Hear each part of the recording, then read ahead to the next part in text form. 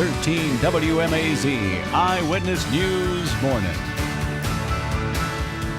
Right now on Eyewitness News Morning, Wilcox County was hit hard last night. We're live in Rochelle with a closer look at all the damage. Plus, that damage is widespread across the county. One family lost everything in the storms. What they're doing next and how they escaped ahead at 6:33. Well, after several rounds of destructive storms passed through the area this weekend, we are left with a few showers and windy weather for today. Coming up, I'll talk about how windy it gets this afternoon. What looks like the old nuclear test films when you see a building just get obliterated and fly one direction. And a Central Georgia woman is alive this morning after the storm flipped her mobile home with her still inside of it. Her neighbors saw the whole thing, what they saw and how they helped at 6:36. Plus, Albany is working to pick up the pieces this morning after being hit by a large tornado. Our Suzanne Lawler will join us live at 6:06 with a look at the damage they're seeing this morning. Those stories and more. Eyewitness News Morning starts right now. Good Monday morning. You're taking a look right now over Warner Robins at 6:30 on this January 23rd. I'm Caitlin Heck. Thankfully, after a very busy and devastating weekend, Pat, a much calmer forecast today. Yeah, absolutely. Good morning, everybody. As Caitlin had just mentioned, we had a very busy weekend here, especially across our southern counties. And as you went into South Georgia, we'll have some live reports coming in from Wilcox County and Albany in just a few minutes. But some really, really impressive storms that moved through this weekend. A live look right now over Watson Boulevard from House Medical Center. 50 degrees. You see the rain falling out there right now. Winds are picking up as well. We're in the low to mid 50s. That's not going to be the big story today. This will be the big story. The showers that move through and the low that moves out of the area with the wind coming in behind it. So right now some showers pushing out of the area right now. Just a few light showers left behind as this low finally gets out of here and takes all of that severe weather with it. 62 for a high today becomes windy. Winds gusting upwards of 30 to 40 miles per hour. We'll talk about how long that lasts coming up at 6:42. Caitlin?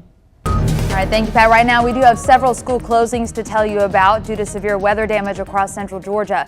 Telfair, Wheeler, and Crisp County schools are all closed this morning because of hazardous road conditions. However, administration and staff does still need to come in at 10 a.m. Now, Crisp County private schools are closed for both staff and students this morning. Fullington Academy and Pinehurst is also closed today for staff and students. Last night, Crisp County Sheriff Billy Hancock issued a mandatory curfew for everyone. Sheriff Hancock said everyone had to be off the roads by 8 last night so emergency crews could get out to the damaged areas. And this weekend, severe storms left damage all across the area. One of the hardest hit areas from the storm right now is Wilcox County, where last night emergency crews were out trying to get down power lines off of roads, trees off of houses, and out of the roadways. Our morning reporter Yvonne Thomas is live in Rochelle to give us a better look at how they're recovering today. Yvonne? Caitlin, this area got hit very hard last night by all of the storms that passed through Central Georgia. You know, our thoughts and prayers are with those families as they recover and assess the damage today and earlier this morning. Now, take a live look at all of this damage that we see here. There's lots of trees that are falling. We've been talking about it all morning. Branches are down, and there's even a tractor trailer truck that's right behind me that's overturned and was flipped over by the power of that storm last night. Now, we spoke with EMA Director Larry Brown, and he told us last night that so far 5 homes they knew of were destroyed and that families were recovering from that as we speak. Now, at this moment, we don't know if that number has increased or not yet. Crews have not been out to assess any more of the damage that's coming this morning. Now, Brown also said that at that time, there were no injuries reported. We'll be checking on that too to make sure that everyone was safe and uninjured throughout this storm. Of course, we'll be sure to keep you updated as we assess more damage throughout the area. For now, reporting live in Rochelle, Yvonne Thomas, 13 WMAZ Eyewitness News. All right, thank you, Yvonne. And for anyone who still needs a place to stay, there are several shelters that opened up last night. That's at City Hall in Rochelle, Ferguson Funeral Home, and the Wilcox County Courthouse in Abbeville. And this morning, a Wilcox County family is left picking up the pieces after yesterday's storms ripped through their streets.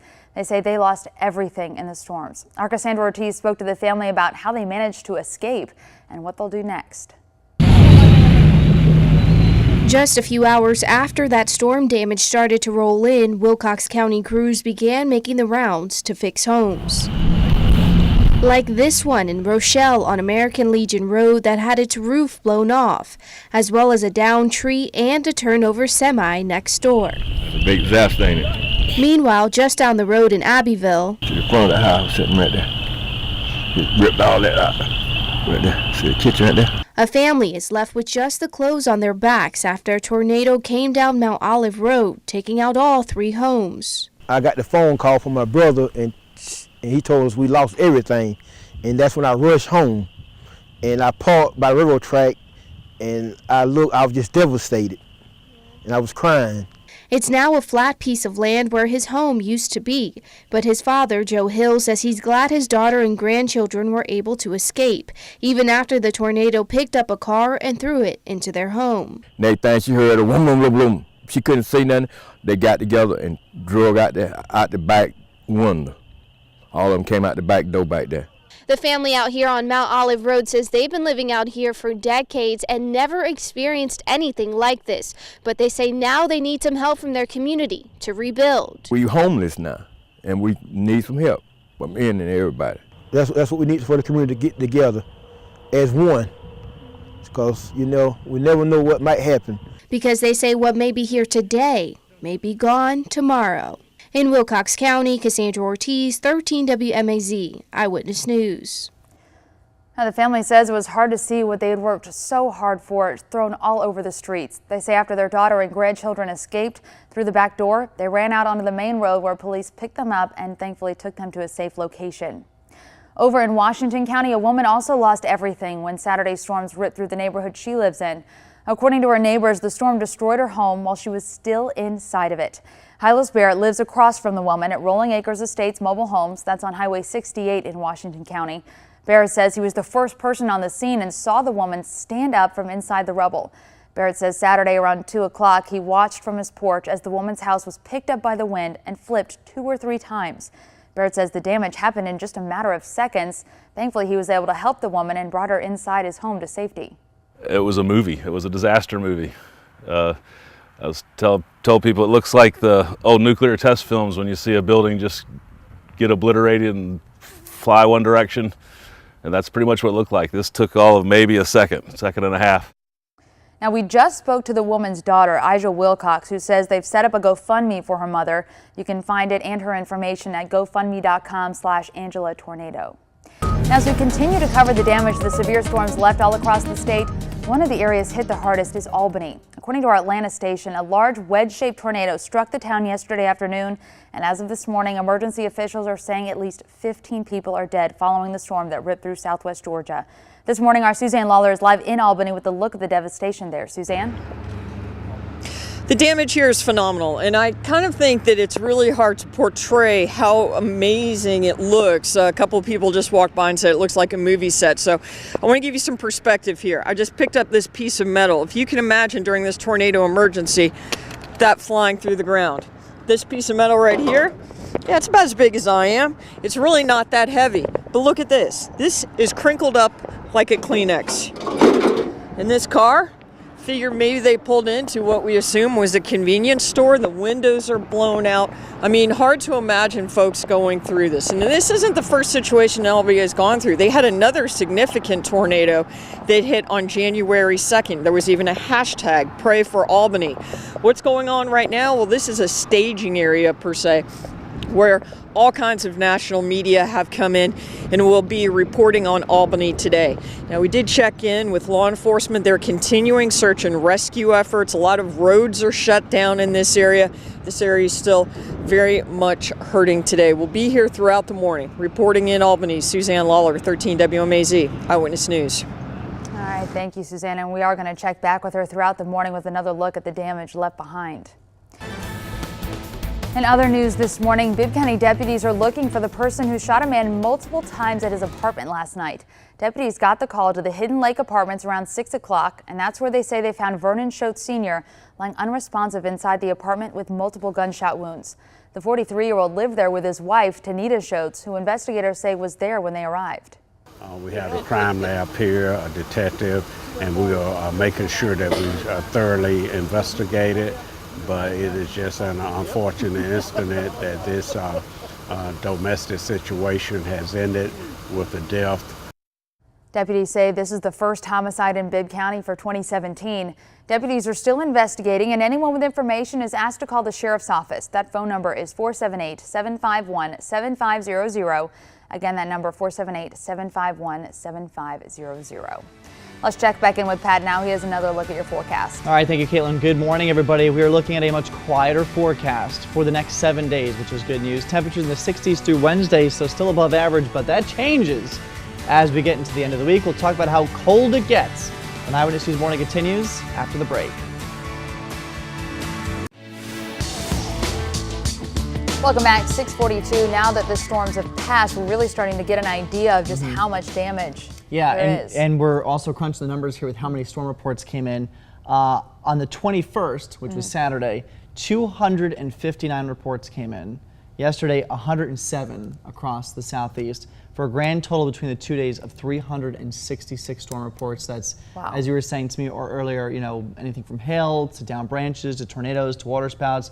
So this is a look at how the storm reports look locally. This is just the last 24 hours. This is not the whole weekend. This is the last 24 hours. That's only as far out as it goes.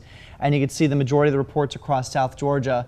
But it wasn't just South Georgia and Alabama that saw it. Florida really getting hammered with these storms last night. So a really significant event for the Southeast. You know, it's unfortunate that we did have deaths in South Georgia. Fortunately, nothing being reported. No deaths reported here in Central Georgia. So we were very, very lucky. Really dodged a big bullet with this.